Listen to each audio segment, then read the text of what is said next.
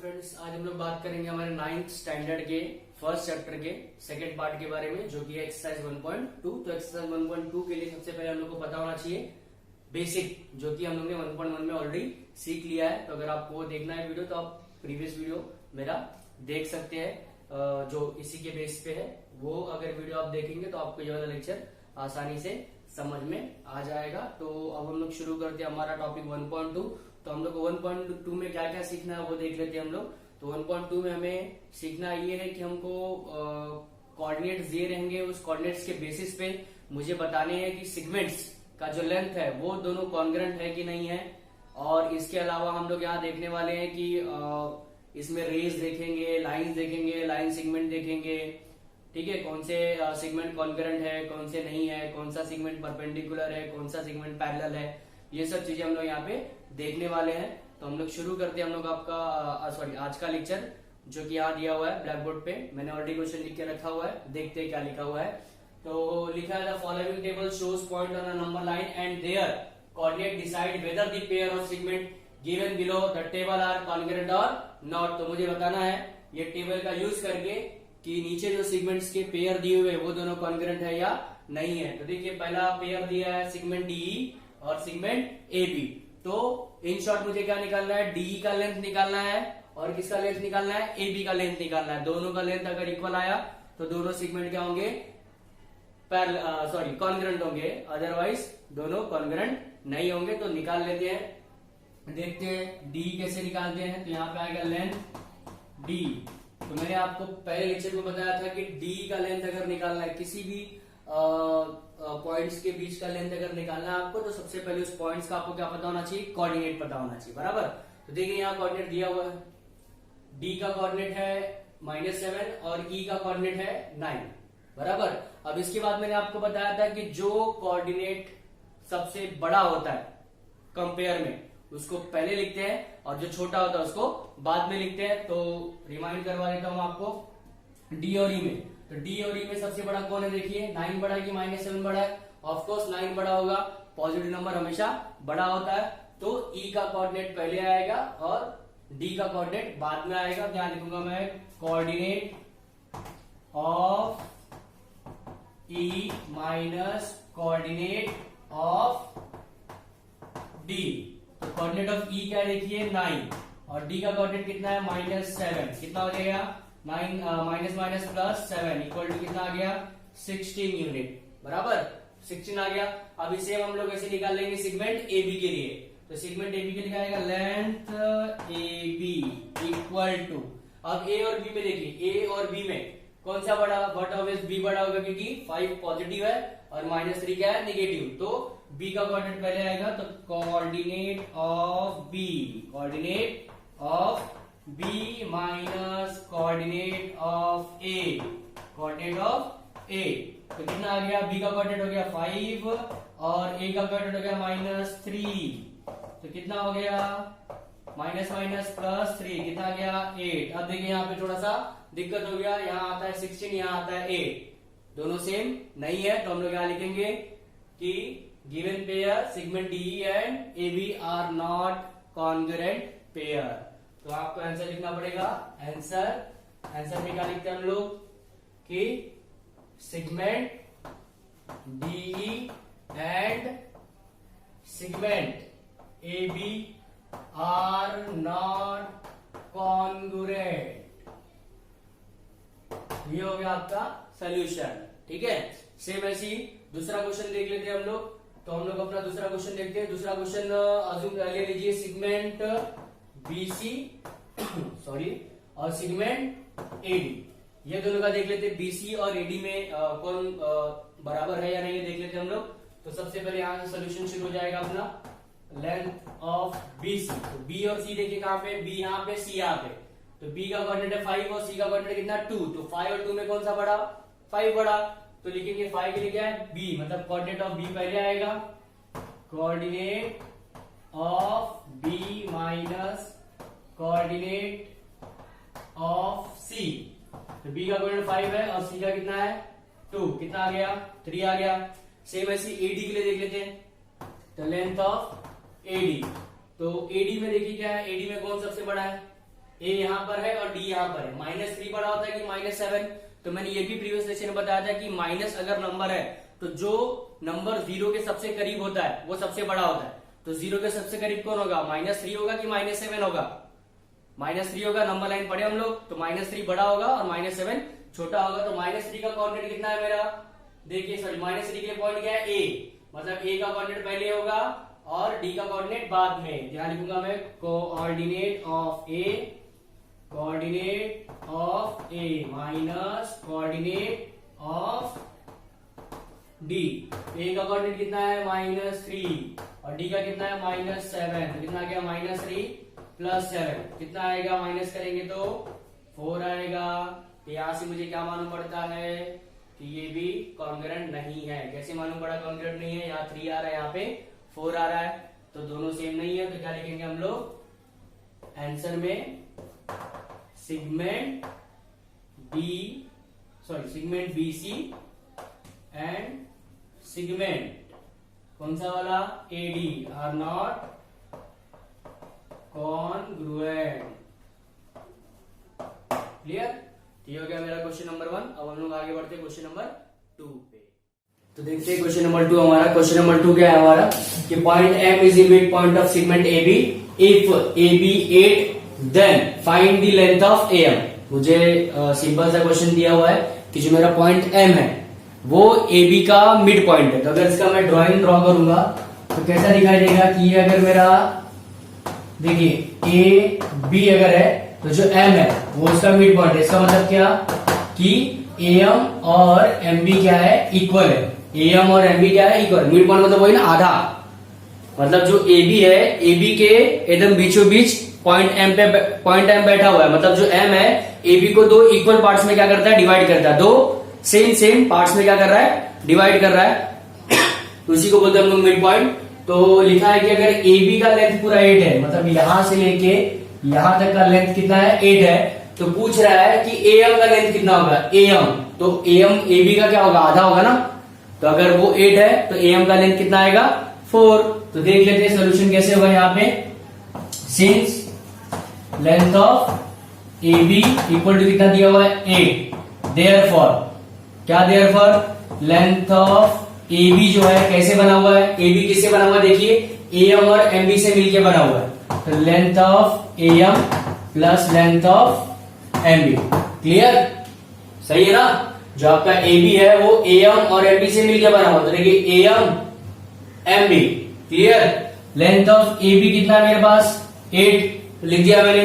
AM का length पता नहीं है, MB का लेंथ पता नहीं, मुझे निकालना क्या है? और मुझे एक बात पता है कि AM और MB क्या होगा? बराबर है ना। AM और MB क्या होगा? बराबर। क्यों ऐसा?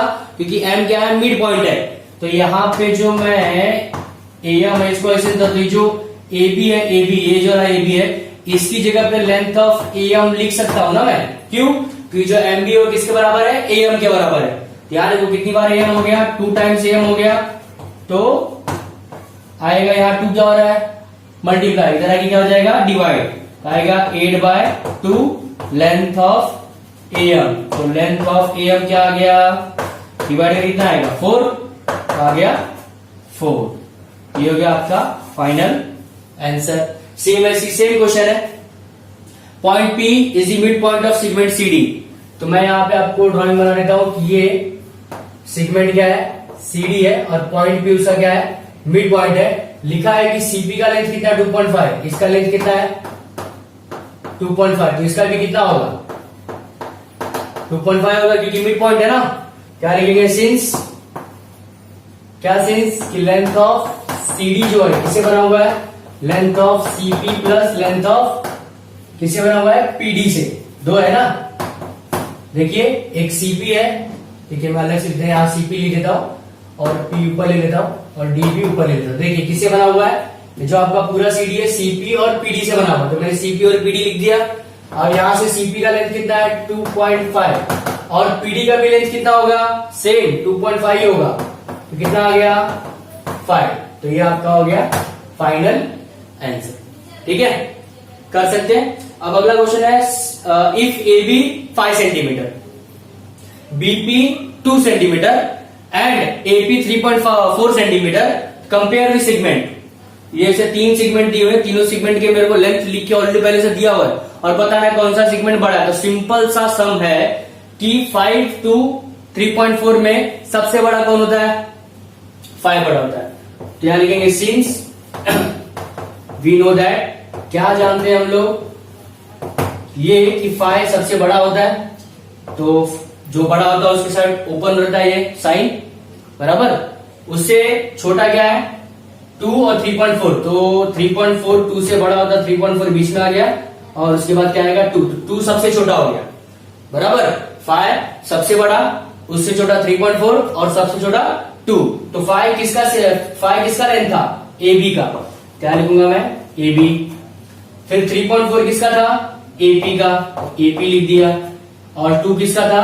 BP का, तो यहाँ BP लिख दिया। ये हो गया मेरा, मैंने सेगमेंट्स कंपेयर कर दिया। तो यहाँ पे मेरा क्वेश्चन नंबर 4 खत्म। अब बच जा रहा है क्वेश्चन नंबर 5 और 6, जो भी मैं ब्लैक बोर्ड पे आपको एक्सप्लेन करने वाला हूँ। ठीक है, देखते हैं क्वेश्चन नंबर 5 हमारा। क्वेश्चन नंबर 5 हमारा क्या है? देखिए, right the answer of the following questions with the help of following figure. ये फिगर मुझे दिया हुआ है, इस फिगर के बेस पे मुझे कुछ क्वेश्चन पूछे गए। 7 क्वेश्चन है। इन सारे क्वेश्चन का मुझे क्या करना है? आंसर करना है। तो मैंने क्वेश्चन नहीं लिखा, सीधा आंसर के फॉर्मेट में ही लिख दिया। आप डायरेक्ट ऐसे भी आंसर लिख सकते हैं। तो पहला क्वेश्चन कुछ ऐसा है कि name the following, name of opposite rays of ray RP. मतलब कि आरपी के अपोजिट रे कौन सा है? तो रे आरपी देखते हैं पहले क्या है। रे आरपी इधर, तो रे मतलब क्या हो? कंटिन्यूअस क्या होता है? आगे जाता है। क्या होता है? आगे, मतलब आर से शुरू होगा और पी के होते हुए वो आगे चला जाएगा। ठीक है, तो जो रे आरपी है इसके, तो रे आरपी किधर जा रहा है? इस साइड जा रहा है। तो इस साइड के अपोजिट कौन सा होता है? ये होता है। तो आप चाहे तो रे आर एस लिखें, चाहे तो रे आर टी लिखें, चलेगा।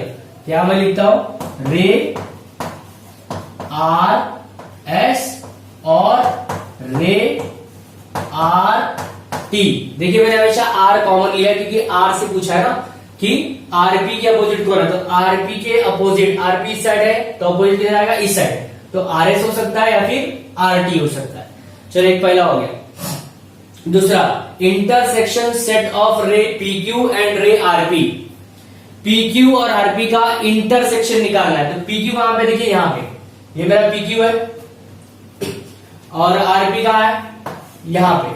अब इंटरसेक्शन का मतलब क्या होता है? कॉमन। इंटरसेक्शन का मतलब क्या होता है? कॉमन। अलजेब्रा का फर्स्ट चैप्टर देखा रहेगा आपने सेट में, तो उसमें इंटरसेक्शन मतलब होता है कॉमन और यूनियन मतलब होता है सबका कॉम्बिनेशन एक साथ। इंटरसेक्शन मतलब क्या? कॉमन क्या आ रहा है दोनों में कॉमन क्या आएगा। और यूनियन मतलब क्या होता है? पूरा सेट, पूरा एक साथ भर लेने का। तो उसमें यहां लिखा हुआ है कि इंटरसेक्शन सेट ऑफ रे P Q and R P. तो पी क्यू देखिए यहां पे है, ये पी क्यू है, ये पी से शुरू होता है, क्यू से लेके वो आगे तक जाएगा। रे है ना, रे आगे तक ही जाती है। फिर दूसरा क्या है? आरपी, तो आर से शुरू होगा और पी से होते हुए आगे तक जाएगा। तो दोनों में कॉमन क्या आ रहा है? यहाँ तो पी क्यू कॉमन है और यहाँ आरपी से होते हुए आगे तक जाएगा। मतलब ये जो यहाँ रुका हुआ है लाइन, वो यहां से शुरू होकर कहां तक जाएगा? यहां तक जाएगा। और जो पी क्यू है वो ऑलरेडी यहां तक गया। तो दोनों में कॉमन क्या आ रहा है? ये आ रहा है, दिख रहा है? डबल लाइन ये आ रहा है ना, पी क्यू। यहां मैं लिखूंगा लाइन पी क्यू, नहीं रे पी क्यू लिख देते हैं। लाइन नहीं आएगा, रे आएगा, क्योंकि वो दोनों आगे बढ़ेगा ना। आरपी भी आपका आगे जा रहा है और पी क्यू भी आगे जा रहा है। दोनों में कॉमन क्या आएगा? पी क्यू आएगा, रे, इसलिए रे लिखेंगे हम लोग। हाँ, यहां देखते हैं union set of segment P Q and segment Q are. P Q और क्यू आर में देखिए तो पी क्यू इधर है, अभी मिटा देता हूं मैं। हाँ, लिखा है सेगमेंट पी क्यू, ये वाला सेगमेंट पी क्यू है। सेगमेंट बोला है, रे बोला है, मतलब नॉर्मल लाइन यहां से लेके यहां तक की लाइन है पी क्यू। और सेगमेंट क्यू आर देखिए यहां पे, यहां से लेके यहां तक। दोनों में क्या हो रहा है? यूनियन। तो मैंने बताया था यूनियन मतलब क्या होता है? कॉम्बिनेशन, पूरा एक साथ। तो पी क्यू भी लेना है और आर क्यू भी लेना है। तो अगर दोनों को मैं ज्वाइन करूंगा तो सबसे बड़ा क्या बनेगा? यही बनेगा ना। अब इससे बाहर हो जाएगा नहीं। ये क्या है मेरा?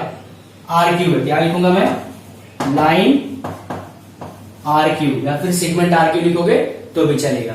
ठीक है, अब आगे चलते हैं हम लोग। आगे हमारा क्वेश्चन क्या है कि rays of which segment Q R is subset. ऐसे रे का नाम बोलो कि जिसके अंदर क्यू आर क्या होगा? सबसेट। सबसेट मतलब क्या होता है?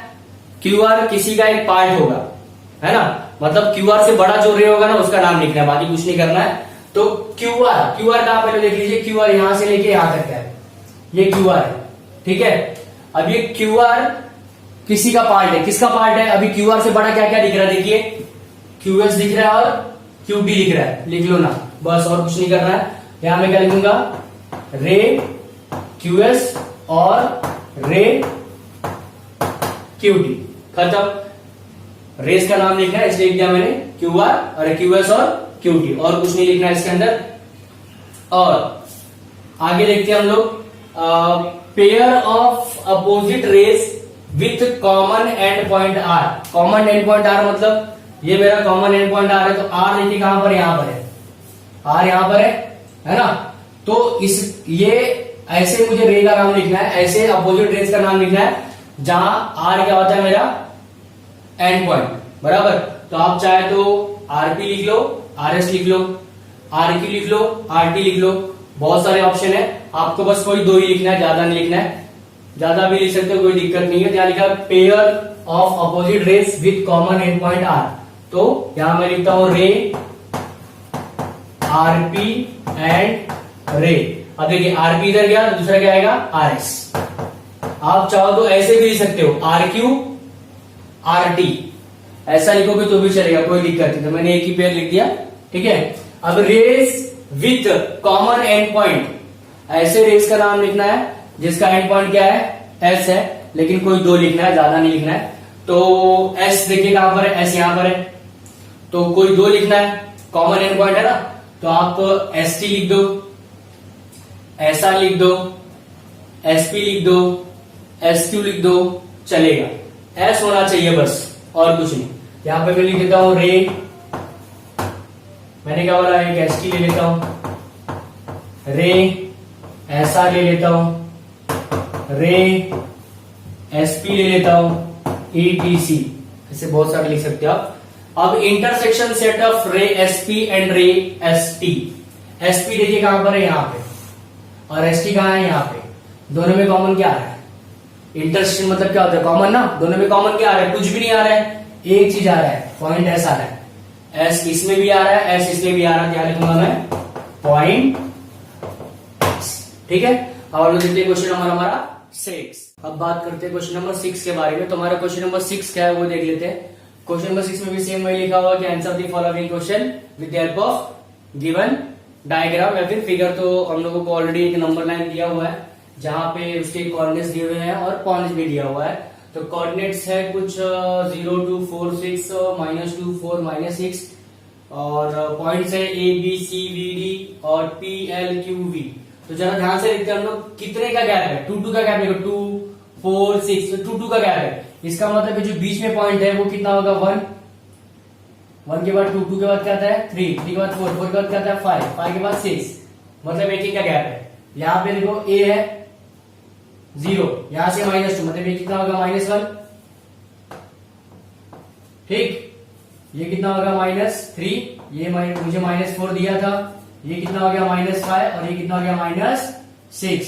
तो कुछ ऐसे अरेंजमेंट किया गया यहाँ पे, मतलब सिंगल पॉइंट का डिफरेंस है, सिंगल कोऑर्डिनेट का डिफरेंस है, ज्यादा कोई डिफरेंस नहीं है। अभी कुछ क्वेश्चन लिखा हुआ देख लेते हैं, बहुत इजी है, कुछ भी इसमें लॉजिक नहीं, दूसरा बहुत इजी है। इसके अंदर लिखा point which are equidistance from point B, B से इक्वल डिस्टेंस पे कौन कौन सा पॉइंट है वो लिखना है बस। बी से इक्वल डिस्टेंस पे कौन कौन सा पॉइंट है बस इसका नाम लिखना है। तो बी देखिए कहां पर, यहां पे मेरा बी है। अब बी से इक्वल डिस्टेंस पे कौन है, कैसे मालूम पड़ेगा, एक स्टेप आगे बढ़िए ना, कोई दिक्कत नहीं।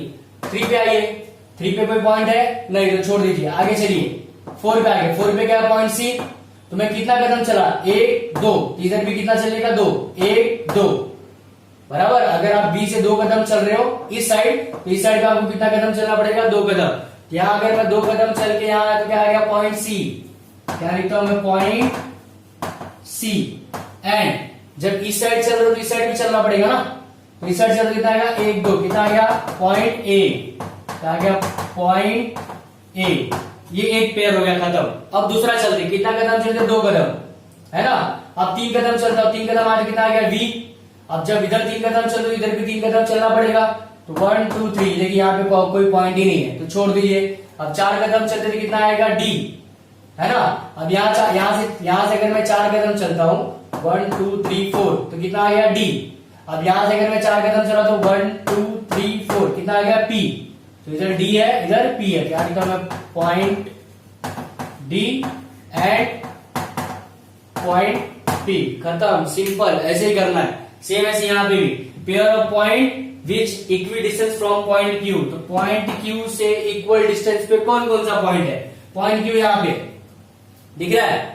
तो अगर मैं इस साइड एक कदम चल रहा हूं तो इस साइड भी एक कदम चलना पड़ेगा। अगर इस साइड एक कदम चला तो एल, इस साइड एक कदम चला तो यू, लिखूंगा point L and point you, एक कदम। अब यहां से मैं 2 कदम चलता हूं 1 2 कितना आ गया पी, मैं पॉइंट पी एंड अब इस साइड 2 तो इस साइड भी 2 चलना पड़ेगा 1 2 कितना आ गया आर, मैं पॉइंट आर। और कुछ बच ही नहीं रहा है, ये हो गया मेरा यहाँ सोल्यूशन। अब लास्ट में वही सेम डिस्टेंस निकालो, यू वी का यू एल का पहले भी पढ़ चुके हैं 1.1 में, अभी भी इस एक्सरसाइज के स्टार्टिंग में मैंने आपको बताया, फिर भी मैं आपको सॉल्व करके दिखाता हूँ।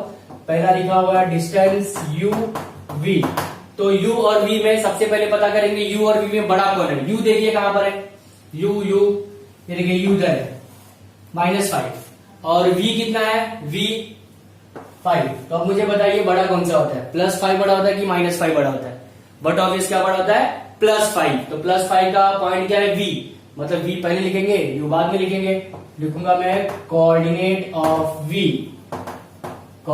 v minus coordinate of u बराबर।